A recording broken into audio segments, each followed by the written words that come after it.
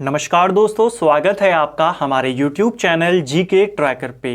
देखिए फ्रेंड्स, आज के इस वीडियो में हम बात करेंगे जो हमारी एक सीरीज़ है Uttarakhand GK one liner series. इस सीरीज़ का आज हम यहाँ पे 67वां पार्ट कवर करेंगे और ये पार्ट हमारा इस सीरीज़ का सेकेंड लास्ट पार्ट होगा। इसके बाद आपका केवल एक पार्ट बचता है जिसमें आपके 50 प्लस कुछ क्वेश्चन होंगे और इसमें हम पूरी 20 निगी वन लाइनर को यहाँ पे कवर इसी प्रकार क्वेश्चन के रूप में कर जाएंगे। आज के वीडियो में भी आपको उत्तराखंड के 50 इंपॉर्टेंट वन लाइनर यहाँ पर देखने को मिलेंगे और साथ में हम कोशिश करेंगे उनसे रिलेटेड जो एक्स्ट्रा फैक्ट हैं, उनसे रिलेटेड जो बातें हैं वो आपको यहीं पर हम डिस्कस कर दें, जिससे आपको चीज़ें रटनी ना पड़े, आप चीज़ों को लिंक करके पढ़ सकें। तो चलिए दोस्तों, आज की क्लास को शुरू करते हैं। अगर आपने इस सीरीज के प्रीवियस पार्ट्स को नहीं देखा है, आप उनको प्लेलिस्ट में जाके देख सकते हैं। आपका पूरा उत्तराखंड जीके इसी प्रकार वन लाइनर के रूप में क्वेश्चन के फॉर्मेट में सीरियल वाइज अतिरिक्त तथ्यों के साथ कवर हो जाएगा।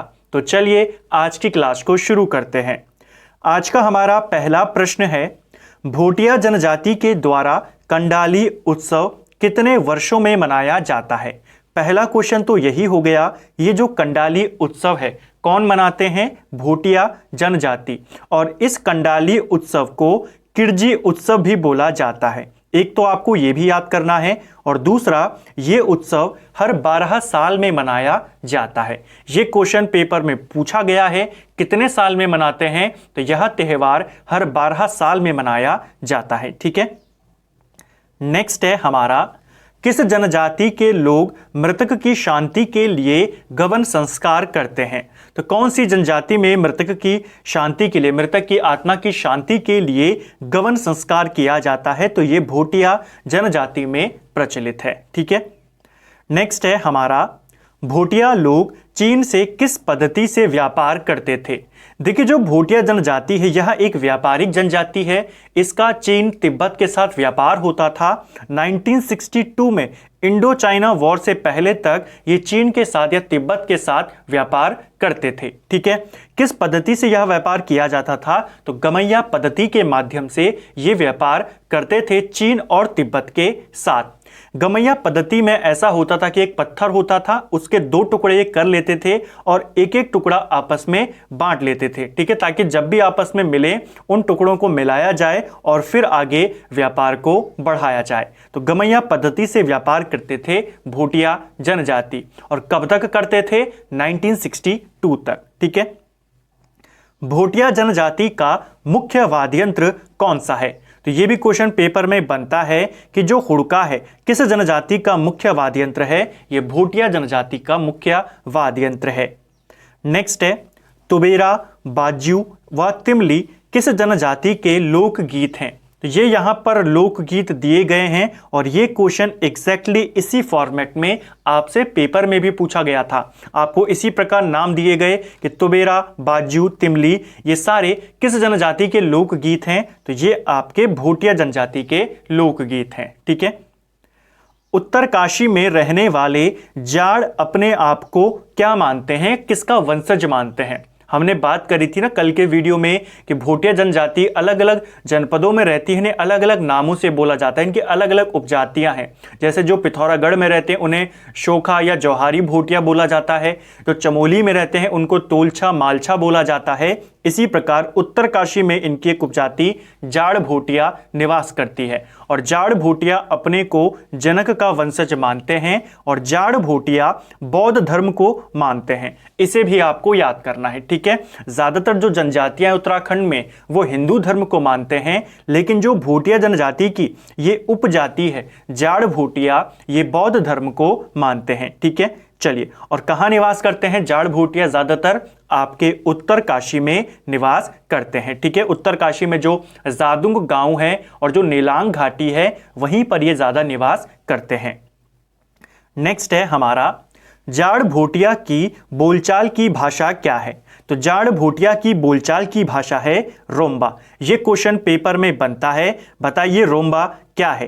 तो रोम्बा भोटिया जनजाति की बोलचाल की भाषा है। और डिटेल में जाएगा तो कौन से भोटिया? जाड़ भोटिया की बोलचाल की भाषा है रोम्बा। इसे आपको याद करना है, ठीक है। ये जो रोम्बा भाषा है ये तिब्बती भाषा से मिलती जुलती है काफी, ठीक है, हो सकता है पूछ ले। जाड़ बौद्ध धर्म में ब्राह्मण कार्य करने वाले जाड़ को क्या बोला जाता है? तो जाड़ भोटिया जो कि बौद्ध धर्म को मानते हैं, इनमें जो जाड़ भोटिया ब्राह्मण कार्य करते हैं या पूजा पाठ करते हैं उनको क्या बोला जाता है? तो उनके लिए यहां पर लामा बोला जाता है, ठीक है। तो इसको आपको याद करना है। जाड़ भोटिया में पूजा पाठ करने वाले जो भोटिया होते हैं उन्हें लामा बोला जाता है, ठीक है। नेक्स्ट है लोहसर और सुरगेन किसके प्रमुख त्योहार हैं? ये भी एक प्रीवियस ईयर क्वेश्चन है। लोहसर और सुरगेन ये दोनों के दोनों जाड़ भोटिया के प्रमुख त्योहार हैं, ठीक है। नेक्स्ट है हमारा भोटिया बोली में आभूषणों के लिए क्या कहा गया है? तो भोटिया बोली में आभूषणों के लिए साली पुली बोला जाता है। हो सकता है क्वेश्चन बन जाए। बताइए भोटिया बोली में साली पुली का संबंध किससे है? तो आप बताएंगे ये आभूषणों के लिए इस्तेमाल होता है। इसके अलावा सिक्कों से बनी जो माला होती है उसके लिए भोटिया जनजाति में बलडंग बोला जाता है। इसे भी आपको याद करना है कि भोटिया जनजाति में प्रचलित बलडंग क्या है? तो ये आपका सिक्कों से बनी माला है। इसे भी आपको याद करना है। उधम सिंह नगर और नैनीताल के बोक्सा बाहुल क्षेत्र को क्या बोला जाता है? हमने भोटिया जनजाति के भी वन लाइनर देख लिए। इससे पहले हमने जौनसारियों के बारे में बात करी, थारवों के बारे में हमने बात करी थी। तो ये जो लास्ट के कुछ पार्ट्स हैं इसमें आपकी जो पूरी उत्तराखंड की जनजातियां हैं उनके सारे टॉपिक आपको वन लाइनर के रूप में क्वेश्चन के फॉर्मेट में देखने को मिलते हैं, जिससे आपका इन क्वेश्चंस के अंदर पूरा ये टॉपिक कवर हो जाता है। तो अब हम एंटर कर गए हैं बोक्सा जनजाति के बारे में। जो उधम सिंह नगर और नैनीताल का जो बोक्सा बाहुल क्षेत्र है उसे बुक्साड़ बोला जाता है। इसे आपको याद करना है, पूछा जा सकता है। बुक्साड़ शब्द हमें कहां पर मिलता है? सबसे पहले तो आईने अकबरी में इसके बारे में बताया गया है, ठीक है। आईने अकबरी में हमें बुक्साड़ शब्द का प्रयोग मिलता है। नेक्स्ट है अंग्रेज अधिकारी इलियट के अनुसार बोक्सा लोग सर्वप्रथम कहां पर आकर बसे थे? तो बोक्सा सबसे पहले आकर बसे थे बनबसा क्षेत्र जो कि चंपावत में पड़ता है, ठीक है। यह क्वेश्चन पेपर में पूछा गया है। इतना नहीं पूछा गया कि किसके अनुसार, इसे भी आप याद रखेंगे, अंग्रेज अधिकारी इलियट के अनुसार। क्वेश्चन पेपर में सिर्फ इतना आया था कि बोक्सा जनजाति सर्वप्रथम कहां पर आकर बसे थे? तो ये आपके बनबसा क्षेत्र चंपावत में आकर बसे थे, ठीक है। किस जनजाति में पुत्रियों को भी संपत्ति का अधिकारी माना जाता है? तो पुत्रियों को भी संपत्ति का अधिकारी बोक्सा जनजाति में माना जाता है। बोक्सा लोगों की सबसे बड़ी देवी कौन है? तो बोक्सा लोगों की सबसे बड़ी देवी है चामुंडा देवी, जो काशीपुर में जिनका प्रसिद्ध मंदिर है। तो काशीपुर की जो चामुंडा देवी हैं वो बोक्सा जनजाति की सबसे बड़ी देवी मानी जाती हैं। इसके अलावा बोक्सा जनजाति के लोग साकरिया देवता की पूजा भी करते हैं। क्वेश्चन बन सकता है साकरिया देवता की पूजा कौन करते हैं? बोक्सा जनजाति।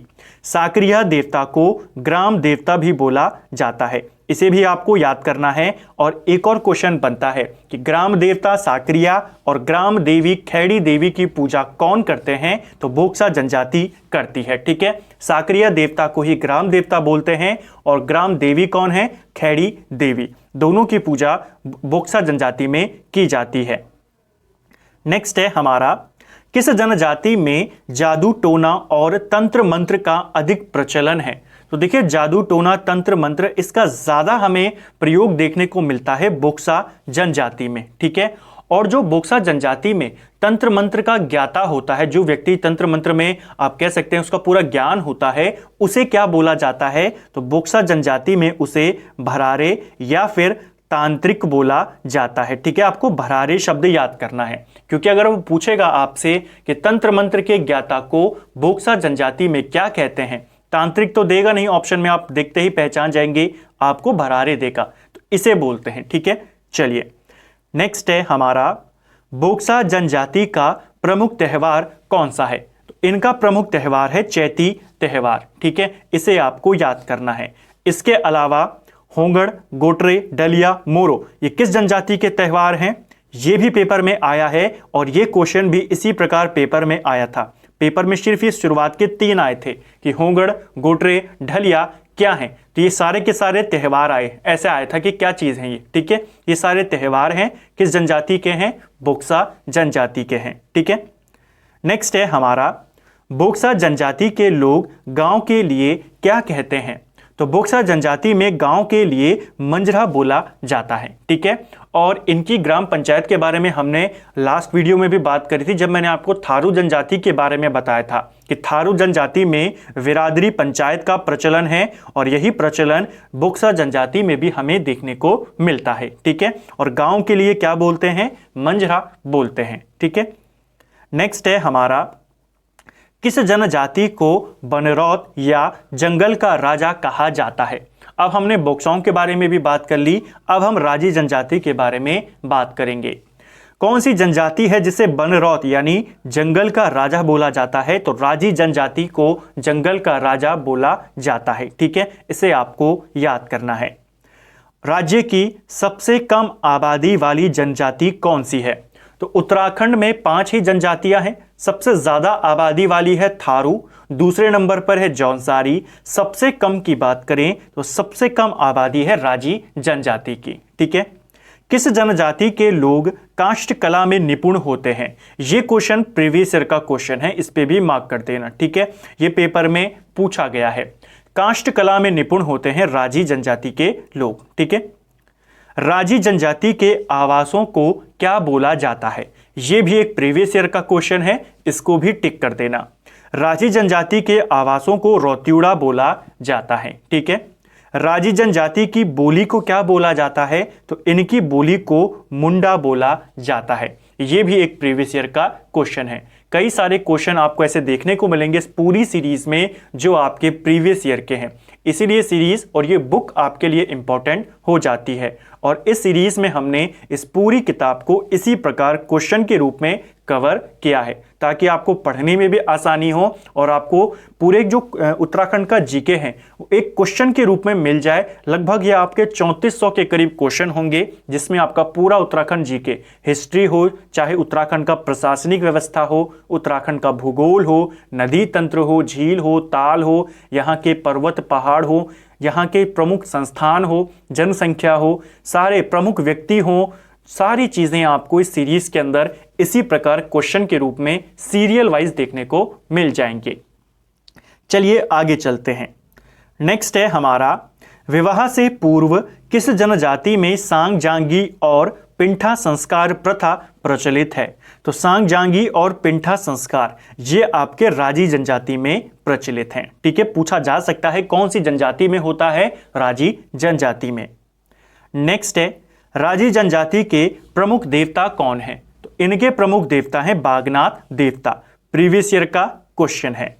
राजी जनजाति के प्रमुख त्यौहार कौन से हैं, तो इनके 2 प्रमुख त्यौहार हैं, एक है कर्क की संक्रांति और एक है मकर संक्रांति। तो कर्क संक्रांति और मकर संक्रांति किस जनजाति के प्रमुख त्यौहार हैं, राजी जनजाति के। किस जनजाति में मूक या अदृश्य विनिमय पाया जाता है, तो मूक या अदृश्य विनिमय ये राजी जनजाति में पाया जाता है। जैसे हमने ऊपर बात करी कि राजी जनजाति काष्ठ कला में निपुण होते हैं, तो ये कुछ भी चीजें बनाते हैं तो उनको क्या करते हैं, ये डायरेक्ट जाके बेचते नहीं हैं। जैसे गांवों में गए और लोगों के घर के बाहर रात में उन चीजों को रख देते हैं जो भी ये बनाते हैं हाथ से, ठीक है। उसके बाद अगले दिन जब वो लोग बाहर आते हैं अपने घर के, उनको अगर वो चीज़ें पसंद आती हैं, उनके काम की होती हैं, तो वो चीज़ों को अंदर ले जाते हैं, अपने पास रख लेते हैं और शाम को घर के बाहर उसकी कीमत के बराबर या तो कुछ सामान रख देंगे या पैसे रख देंगे और ये फिर अगले दिन आकर उसे वहाँ से ले जाते हैं। तो मूक या अदृश्य विनिमय किसमें पाया जाता है, राजी जनजाति में पाया जाता है, ठीक है। राजी जनजाति के लोगों के द्वारा किया जाने वाला रिंग डांस किस नृत्य के समान है, तो रिंग डांस कौन सी जनजाति में होता है, राजी जनजाति में, और यह नृत्य थड़िया नृत्य के समान है। इसे भी आपको याद करना है, पूछा जा सकता है, ठीक है। नेक्स्ट है हमारा, सप्ताह के दिनों के नाम का अलग स्वरूप किस जनजाति में हमें मिलता है? तो सप्ताह के दिनों के नामों का अलग स्वरूप ये हमें राज्यों में ही देखने को मिलता है, ठीक है, राजी जनजाति में ही हमें देखने को मिलता है। नेक्स्ट है हमारा, अब हमने जनजातियों से रिलेटेड पूरे क्वेश्चन कवर कर लिए हैं। आई थिंक लगभग 120 के करीब आपके जनजातियों से रिलेटेड क्वेश्चन यहां पर बने हैं।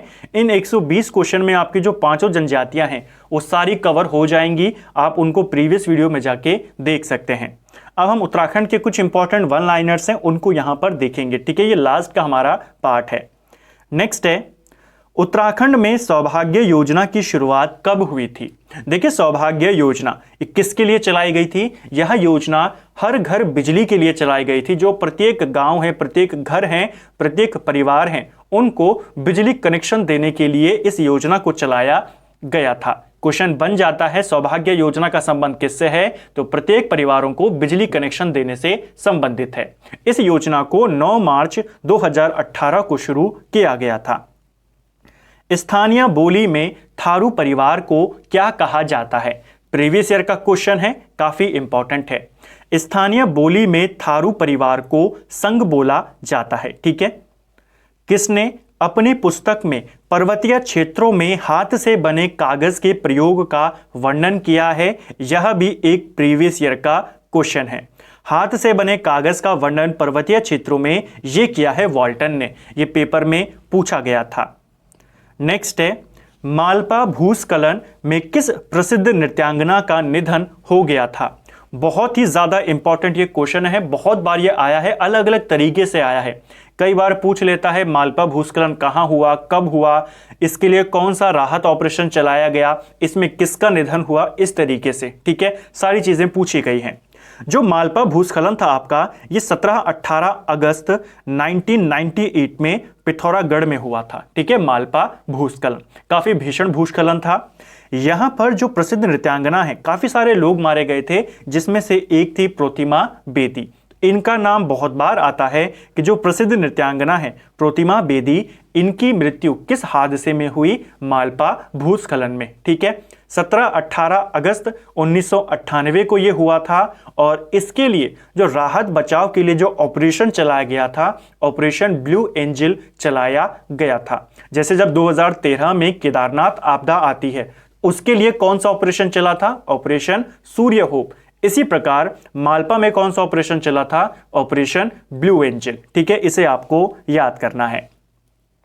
नेक्स्ट है, बगड़वाल नृत्य के लिए प्रसिद्ध है। तो कौन सी घाटी बगड़वाल नृत्य के लिए प्रसिद्ध है? नीति घाटी, जो कि चमोली में पड़ती है, और यह भी एक प्रीवियस ईयर का क्वेश्चन है। सुधीर रंजन कास्तगीर का संबंध किससे है? सुधीर रंजन कास्तगीर, इनका नाम पेपर में आया था, हालांकि बाद में एग्जाम में इसको डिलीट कर दिया था, लेकिन आपको इनका संबंध पूछा जा सकता है क्योंकि वहां पर ऑप्शन में थोड़ा सा मिस्टेक था, लेकिन इनका नाम पूछा जा चुका है। सुधीर रंजन कास्तगीर, इनका संबंध चित्रकारी से है, ठीक है। गोपेश्वर त्रिशूल लेख में किस भाषा का प्रयोग हुआ है? देखिए, गोपेश्वर त्रिशूल लेख की अगर हम बात करते हैं तो इसमें संस्कृत भाषा का इस्तेमाल यहां पर किया गया है। इसे आपको याद करना है, पेपर में पूछा जा सकता है। गोपेश्वर से हमें जो रुद्रशिव मंदिर है गोपेश्वर के अंदर, वहां से हमें त्रिशूल लेख मिले हैं और इन त्रिशूल लेखों में 2 राजाओं के नाम हैं, एक है नागपति नाग और एक है अशोक चल, ठीक है, दोनों आपको याद करने हैं। नेक्स्ट है हमारा, मसूरी में स्थित लाल बहादुर शास्त्री एकेडमी का नाम लाल बहादुर शास्त्री के नाम पर कब रखा गया था? जो लाल बहादुर शास्त्री राष्ट्रीय आपकी यहां पर एकेडमी है, इसका नाम शुरुआत में अगर हम बात करते हैं, मैं आपको पूरी टाइमलाइन बताता हूं। देखिए, इसकी स्थापना, जो ये नेशनल एकेडमी है, इसकी स्थापना होती है 1 सितंबर 1959 को और इसका नाम रखा जाता है नेशनल एकेडमी, ठीक है। 1972 में इसका नाम बदलकर लाल बहादुर शास्त्री नेशनल एकेडमी कर दिया जाता है, ठीक है, इसे भी आपको याद करना है। और अगले साल 1973 में इसके साथ प्रशासनिक शब्द जोड़ दिया जाता है और इसका पूरा नाम हो जाता है लाल बहादुर शास्त्री राष्ट्रीय प्रशासनिक एकेडमी। इसको आपको याद करना है, ठीक है। अब इसका नाम क्या हो जाता है? Lal Bahadur Shastri national administrative academy. अब ये पूरा लवसना बन जाता है। तो 59 में केवल नेशनल एकेडमी था, 1972 में ये आपका LBSNA बना और उसके बाद इसमें एक और जोड़ दिया गया 1973 में प्रशासनिक। इसको आपको याद करना है, ठीक है। देवनागरी लिपि के आधार पर भोटी लिपि का आविष्कार किसने किया था? तो ये किया था थोनमी संभोटा के द्वारा। ये भी एक प्रीवियस ईयर का क्वेश्चन है, याद रखेंगे। व्यक्तिगत सत्याग्रह आरंभ करने हेतु उत्तराखंड में प्रथम बैठक किस स्थान पर हुई थी? तो व्यक्तिगत सत्याग्रह को शुरू करने के लिए राज्य के अंदर जो पहली बैठक होती है वो 1940 में हुई थी और ये बैठक आपके डाडा मंडी में हुई थी। क्वेश्चन बनता है उत्तराखंड के पहले व्यक्तिगत सत्याग्रही कौन थे? उनका नाम था जगमोहन सिंह नेगी। क्वेश्चन बनता है राज्य की पहली महिला व्यक्तिगत सत्याग्रही कौन है? उनका नाम है भागीरथी देवी। दोनों का नाम याद करेंगे। पहली बैठक डाडा मंडी में हुई 1940 के अंदर। किस नदी को अपनी सीमा बनाने के लिए गढ़वाल और कुमाऊं के राजा आपस में युद्धरत रहते थे? यह भी एक क्वेश्चन पेपर में पूछा गया प्रश्न है। आप जानते हैं जो गढ़वाल का पंवार वंश था और कुमाऊं का चंद वंश था, ये आए दिन आपस में लड़ते रहते थे। किस नदी को सीमा बनाने के लिए लड़ते थे? पश्चिमी रामगंगा के लिए ये दोनों लड़ते थे, ठीक है। रावण की तप स्थली वैरास कुंड किस जनपद में स्थित है? तो रावण ने जहां पे तप किया वैरास कुंड, ये आपके चमोली जनपद में स्थित है। उत्तराखंड देश का कौन सा राज्य है जिसने आपदा प्रबंधन मंत्रालय का गठन किया है? तो आपदा प्रबंधन मंत्रालय का गठन करने वाला उत्तराखंड देश का पहला राज्य है। सूरीधार बांध किस नदी पर बना हुआ है? तो सूरीधार बांध आपके यमुना नदी के ऊपर बना हुआ है। प्रदेश की पहली एनिमल एम्बुलेंस नीलम वैन कहां शुरू की गई है? तो उत्तराखंड की पहली एनिमल एम्बुलेंस की अगर हम बात करें जिसका नाम है नीलम वैन, इसकी शुरुआत हरिद्वार में की गई थी। किस प्राचीन मंदिर के कपाट रक्षाबंधन के दिन एक दिन के लिए खुलते हैं? देखिए उत्तराखंड में एक ऐसा मंदिर जिसके कपाट पूरे साल में केवल एक दिन रक्षाबंधन के दिन खुलते हैं, उस मंदिर का नाम है वंशी नारायण मंदिर, ठीक है। वंशी नारायण मंदिर आपके चमोली में है। चमोली के उर्गम घाटी में यह मंदिर है और यहां मंदिर के कपाट साल में केवल एक दिन खुलते हैं। और कब खुलते हैं? रक्षाबंधन के दिन। नेक्स्ट है, देश का पहला हिम तेंदुआ संरक्षण केंद्र किस जनपद में बनेगा? तो देश का पहला हिम तेंदुआ संरक्षण केंद्र ये आपके उत्तरकाशी में बनेगा। पछावन देवी की पूजा किस जनजाति के लोगों के द्वारा की जाती है? तो पछावन देवी की पूजा कौन करते हैं? थारू जनजाति में की जाती है। अंबरधरा इको पार्क कहां स्थित है? तो अंबरधरा इको पार्क आपके टिहरी गढ़वाल के धनौल्टी में स्थित है। नेक्स्ट है हमारा कुर्मांचल केसरी पुस्तक के लेखक कौन है? तो काफी इंपॉर्टेंट किताब है।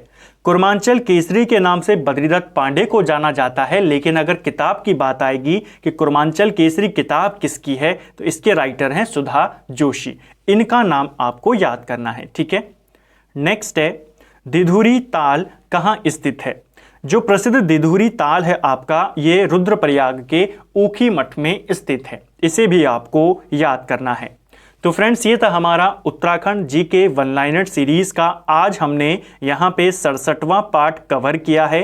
3350 प्रश्नों को हम कवर कर चुके हैं।